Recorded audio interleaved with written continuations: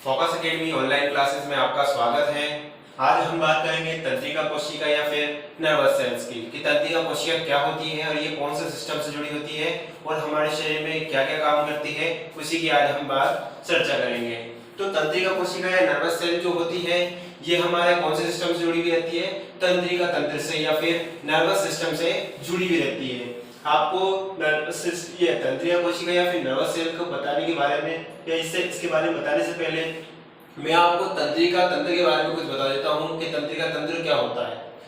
हमारा शरीर का क्या है, एक ऐसा सिस्टम होता है जो कि हमारे शरीर से सूचनाओं को मस्तिष्क तक ले जाता है और मस्तिष्क से कहाँ तक, पूरी बॉडी में क्या करता है, सूचनाओं का आदान प्रदान करता है।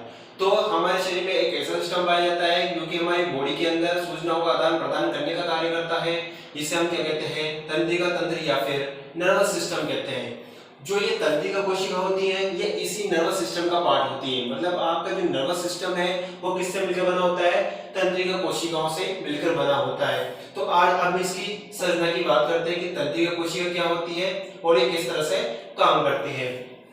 तो जो तंत्रिका कोशिका होती है इसे हम न्यूरॉन सेल्स के नाम से भी जानते हैं। किसके नाम से जानते हैं? न्यूरॉन सेल्स के या नर्वस सेल्स के नाम से जानते हैं। और ये क्या होती है? आपकी तंत्रिका तंत्र की संरचनात्मक तथा क्रियात्मक इकाई होती है। मतलब आपकी तंत्रिका तंत्र की सबसे छोटी और सबसे महत्वपूर्ण जो इकाई होती है वो कौन होती है? तंत्रिका कोशिका या फिर न्यूरॉन सेल होती है, जिसे इसको न्यूरॉन सेल भी बोलते हैं तंत्रिका कोशिका को, जो कि क्या होती है? संरचनात्मक तथा क्रियात्मक इकाई होती है। अब ये क्या करती है? आपके शरीर में सूचनाओं का आदान प्रदान करती है। क्या करती है? सूचनाओं का आदान प्रदान करने का काम करती है। जैसे फॉर एग्जाम्पल के रूप में, जैसे कभी आप घर में खाना बनाते रहते हैं या मतलब रसोई में खाना बनाते रहते हैं और आप किसी गर्म बर्तन को छू लेते हैं तो आपको फटाफट संकेत मिल जाता है। मतलब आपको पता चल जाता है कि मैंने गर्म चीज को या फिर गर्म बर्तन को छू लिया है। तो ये संकेत किस तरह मिलते हैं आपको? तंत्रिका तंत्र द्वारा मिलते हैं, यानी तंत्रिका कोशिका जो उसके अंदर कार्य करती रहती है उनके द्वारा मिलते हैं।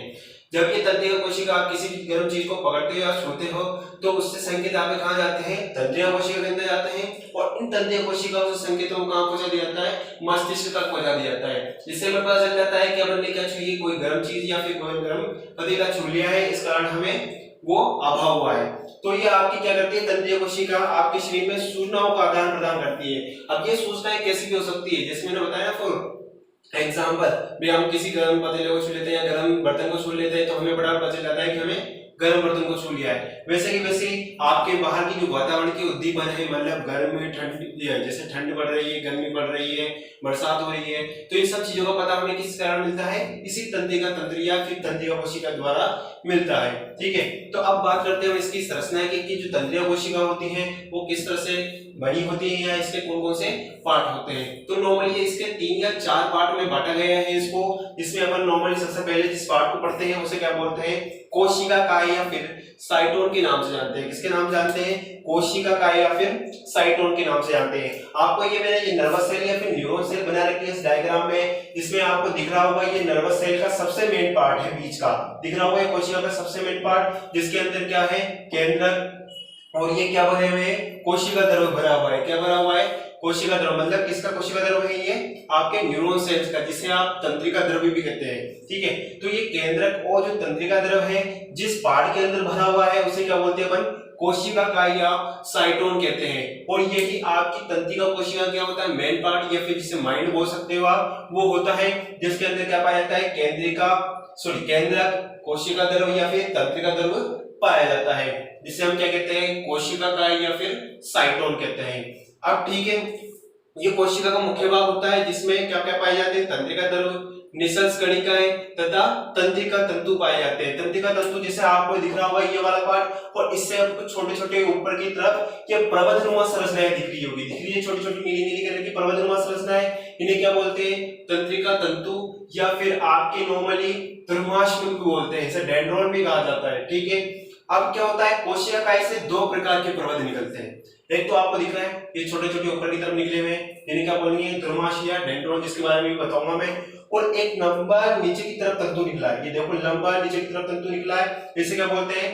तंत्रिकाक्ष या फिर एक्सोन कहते हैं। क्या कहते हैं? तंत्रिकाक्ष या फिर एक्सोन। तो आपकी कोशिकाएं से क्या बनते हैं? 2 प्रकार के तंत्रिका तंतु निकलते हैं। ऊपर की ओर तो क्या निकलते हैं? डेंड्रोन या ध्रुमाश्म, और नीचे की तरफ क्या निकलते हैं? एक्सोन या तंत्रिका अक्ष निकलता है। ठीक है, तो ये इसका इतना काम है। अब आपके अगला जो पार्ट है उसे क्या बोलते हैं, ध्रुमाश्मी या डेंड्रोन। तो आपने ये जो कोशिकाएं दिख रहा है, इस कोशिकाएं के ऊपर ये देखो नीली संरचना में बताई मैंने, ये निकली हुई है, इन्हें क्या कहते हैं, ध्रुमाश्मी या फिर डेंड्रोन कहते हैं। क्या कहते हैं, ध्रुमाश्मी या डेंड्रोन। अब ये क्या होता है, कोशिकाएं पर निकले हुए पर्वत होते हैं जो कि अन्य तंत्रिका कोशिका से, अन्य तंत्रिका कोशिका से सूचनाओं को क्या करते हैं, ग्रहण करने का काम करते हैं। मतलब क्या होता है, जो डेंड्रोन या ध्रुमाश्मी होते हैं ये दूसरी अन्य तंत्रिका कोशिका के सिनेप्स वाले पार्ट से जुड़े रहते हैं, जिससे वहां से सूचनाओं को कहां लाते हैं, ये इन पर्वतों में आता है। सबसे पहले मतलब दूसरी कोशिका से सूचना आती है इन पर्वत में, फिर पर्वत से कोशिकाएं में, फिर वापस कहां जाती है, तंत्रिका अक्ष में, फिर वापस कहां जाएगी, सिनेप्स में, फिर दूसरी कोशिका के वापस कहां जाएगी, ध्रुमाश्मी में आ जाएगी। इस तरह से ये सूचनाएं आगे बढ़ती भी रहती है। तो आपकी क्या काम करता है, कोशिका द्रव पर निकले हुए पर्वत होते हैं जो कि तंत्रिका कोशिका से सूचनाओं क्या करते हैं, ग्रहण करने का कार्य करते हैं। अब अगला पार्ट क्या है, तंत्रिका अक्ष या एक्सोन क्या है।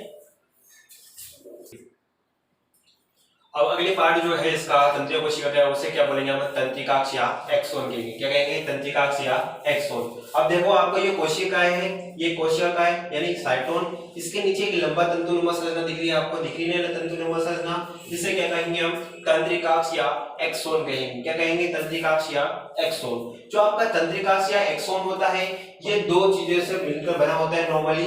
एक तो होती है श्वान कोशिकाएं, क्या होती है, श्वान कोशिकाएं यानी श्वान सा जिसे बोलते हैं, और इन श्वान कोशिकाओं के चारों तरफ एक स्तर पाया जाता है, वसा का क्या पाया जाता है, स्तर पाया जाता है, जिसे माइलिन स्तर या माइलिन आच्छाद कहते हैं। क्या कहते हैं, माइलिन स्तर या माइलिन आच्छाद कहते हैं।